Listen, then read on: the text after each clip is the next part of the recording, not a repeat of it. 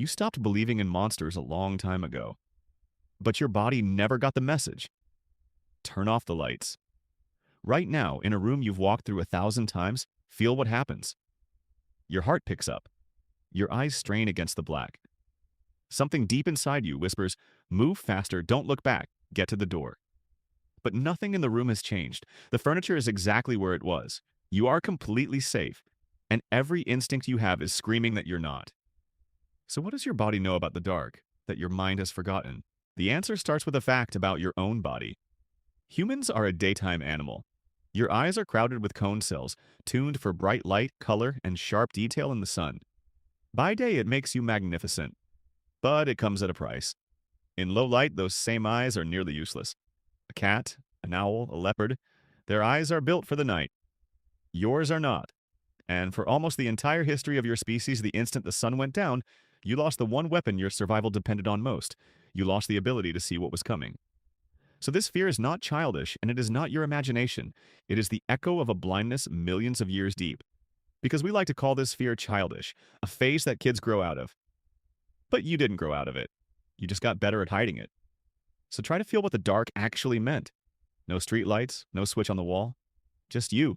A small, slow creature with weak eyes, swallowed by a darkness so complete you couldn't see your own hands. And somewhere out in that black, things were moving. Things that could see you perfectly.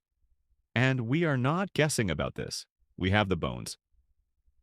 In 1924, an anatomist named Raymond Dart uncovered the skull of a small child, an early human ancestor we now call Australopithecus, who died somewhere between 2.5 and 3 million years ago. For decades, nobody knew how the child died. Then in 1995, the paleoanthropologist Lee Berger noticed something chilling.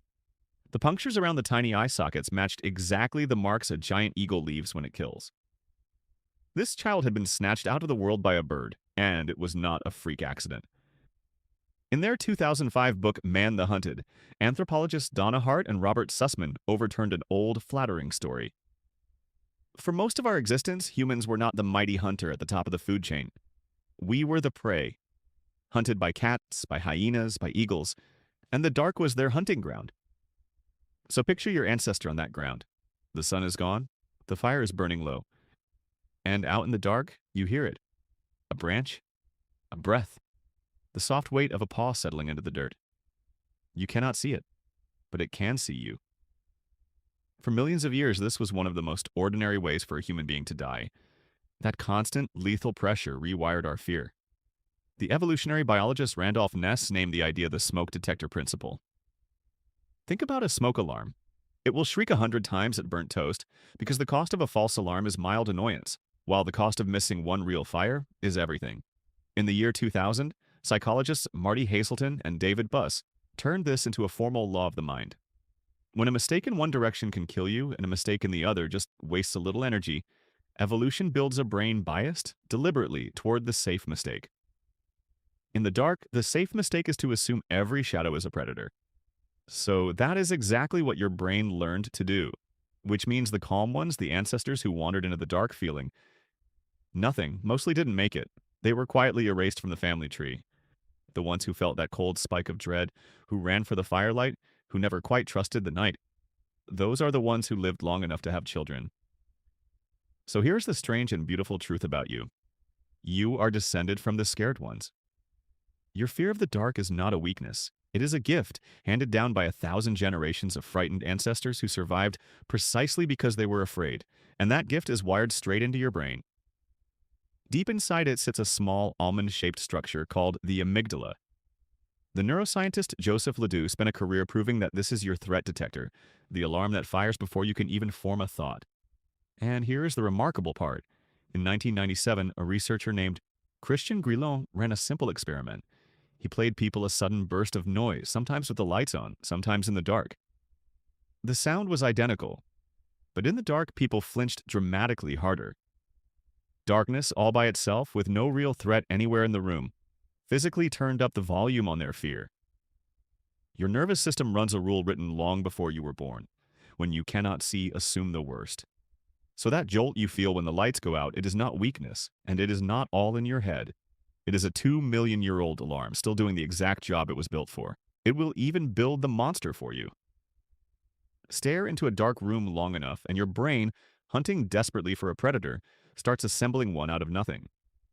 A coat becomes a figure, a shadow becomes a face. This is why the fear is sharpest in the places you cannot watch. Under the bed, inside the closet, the dark hallway behind you, and you do not outgrow it. In 2012, researchers at Ryerson University, led by Colleen Carney and Taryn Moss, studied adults who slept badly and found something quietly astonishing. Many of these grown adults were still secretly afraid of the dark, reacting to it with the same spike of fear as a frightened child. They had simply never said it out loud. The instinct never leaves. We just learn to bury it, under streetlights and nightlights and the glow of a phone on the pillow. The first thing our ancestors did when they tamed fire was refuse to ever let it go out. And in a way, we have been doing the same thing ever since. Building walls of light around ourselves, all night, every night, against something we keep telling ourselves isn't there. So the next time the lights go out and you feel that flicker of dread climb up your spine, don't be embarrassed by it. That feeling is millions of years old.